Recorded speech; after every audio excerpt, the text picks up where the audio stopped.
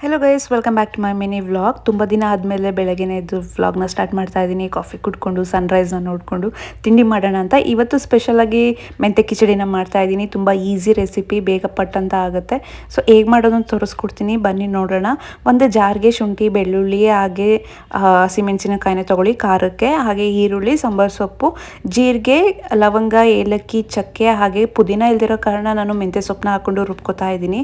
Next ಇಲ್ಲಿ ಮೆಂತೆ ಸೊಪ್ಪನ್ನ ಚಾಪ್ ಮಾಡಿ ಇಟ್ಕೊಂಡಿದ್ದೀನಿ. ಹಾಗೆ ಟೊಮೆಟೊ, ಈರುಳ್ಳಿ, ಒಗ್ಗರಣೆಗೆ ಒಂದು ಪ್ಯಾನ್ನ ಇಟ್ಕೊಂಡು ಅದಕ್ಕೆ ಸ್ವಲ್ಪ ಎಣ್ಣೆನ ಹಾಕೊಂಡು ತುಪ್ಪನ ಹಾಕೋತಾ ಇದ್ದೀನಿ. ನೆಕ್ಸ್ಟ್ ಸೋಂಪು, ಕಲ್ಲುವ ಫ್ಲೇವರ್ ತುಂಬಾ ಚೆನ್ನಾಗಿ ಕೊಡುತ್ತೆ. ಸ್ವಲ್ಪ ಈರುಳ್ಳಿನ ಹಾಕೊಂಡು ಫ್ರೈ ಮಾಡಿಕೊಂಡು ಟೊಮೆಟೊನ ಹಾಕೊಂಡು ಬಾಡಿಸ್ಕೊಳ್ಳಿ. ಆಮೇಲೆ ನಾವೇನು ಸೊಪ್ಪನ್ನ ಹೆಚ್ಚಿಟ್ಕೊಂಡಿದ್ವಿ ಅದನ್ನು ಸಹ ಹಾಕೊಂಡು ಮಸಾಲನೂ ಹಾಕ್ಕೊಂಡು ಚೆನ್ನಾಗಿ ಹಸಿ ವಾಸನೆ ಹೋಗೋವರೆಗೂ ಫ್ರೈ ಮಾಡ್ಕೋಬೇಕು.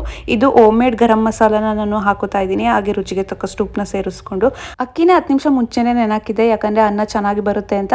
ಅಕ್ಕಿಗೆ ಎಷ್ಟು ನೀರು ಬೇಕೋ ಅಷ್ಟನ್ನ ಹಾಕಿ ನೀವು ಟೇಸ್ಟ್ನ ನೋಡಿಕೊಂಡು ಲಿಡ್ ಕ್ಲೋಸ್ ಮಾಡಿ 2 ವಿಷಲ್ ಹಾಕ್ಸಿದ್ರೆ ಸೂಪರ್ ಆಗಿರೋ ಕಿಚಡಿ ರೆಡಿ ಆಗುತ್ತೆ. ಮಾರ್ನಿಂಗಿಗೆ ತುಂಬಾ ಚೆನ್ನಾಗಿರುತ್ತೆ.